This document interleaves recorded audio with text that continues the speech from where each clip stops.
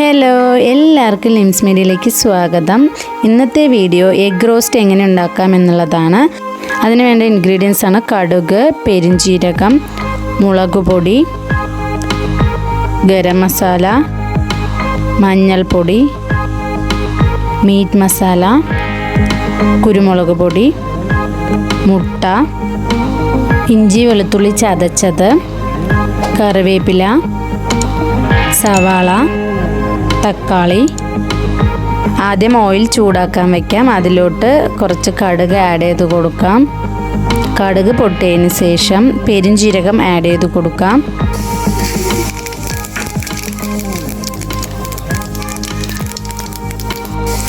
അതിലോട്ട് ഇഞ്ചി വെളുത്തുള്ളി ചതച്ചത് ഒന്ന് ആഡ് ചെയ്ത് കൊടുക്കണം.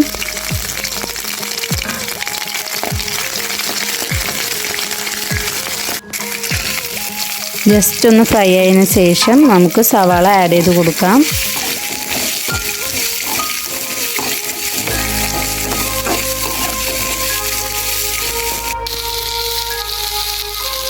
അതിലോട്ട് കറിവേപ്പില ആഡ് ചെയ്ത് കൊടുക്കാം.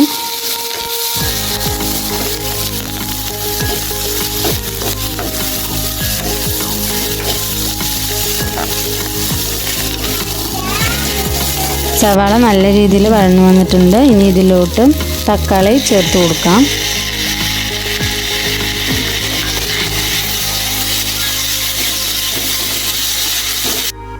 തക്കാളി നല്ല രീതിയിൽ വെന്ത് വന്നതിന് ശേഷം അതിലോട്ട് നമുക്ക് മസാലപ്പൊടികളൊക്കെ ആഡ് ചെയ്ത് കൊടുക്കാം. ആദ്യമായി മുളക് പൊടി ചേർത്ത് കൊടുക്കാം.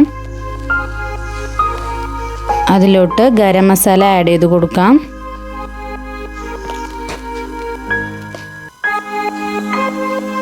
പിന്നെ കുറച്ച് മഞ്ഞൾപ്പൊടിയും ചേർത്ത് കൊടുക്കാം. പിന്നീട് മീറ്റ് മസാലയും ആഡ് ചെയ്ത് കൊടുക്കാം. എന്നിട്ട് നല്ല രീതിയിലൊന്ന് വഴറ്റിയെടുക്കാം.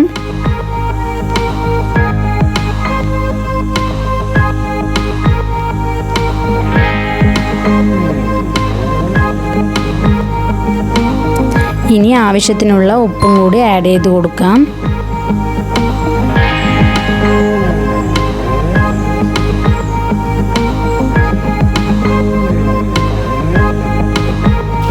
ഇനി കുറച്ച് കുരുമുളക് പൊടി കൂടി ആഡ് ചെയ്ത് കൊടുക്കാം.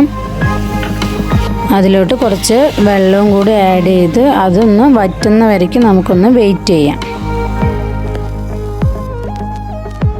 വെള്ളമൊക്കെ വറ്റി നല്ല ഡ്രൈ ആയി വന്നിട്ടുണ്ട്. ഇതിലോട്ട് നമുക്ക് മുട്ട ആഡ് ചെയ്ത് കൊടുക്കാം.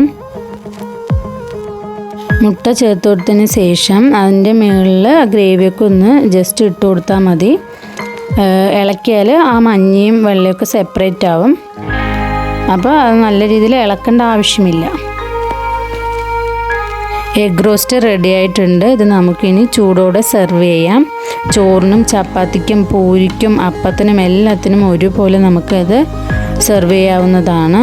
അപ്പോൾ എല്ലാവരും ഇതൊന്ന് ട്രൈ ചെയ്ത് നോക്കണം. Thanks for watching.